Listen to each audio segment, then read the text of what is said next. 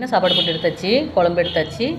இந்த நிலக்கடலை பயிர் பார்த்திங்கன்னா நேற்று எடுத்துகிட்டு போனோம் இல்லையா, அதில் மீதி இருந்தது, குழம்பு மீதி இருந்தது.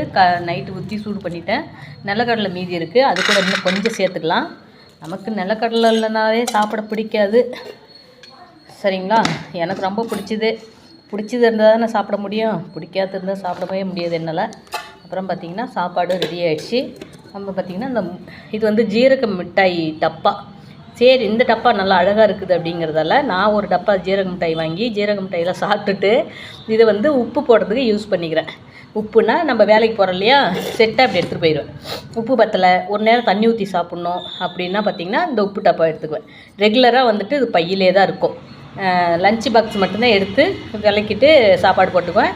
மீதியில் இது தலை கட்டுற துண்டு, இது எல்லாமே தலை கட்டுற துண்டுலாம் எடுத்து துவைச்சி போட்டுருவேன். இது மட்டும் பேக்கில் பர்ஸும் இதோ இருந்துக்கிட்டே இருக்கும், சரிங்களா? ஓகே, பாய்.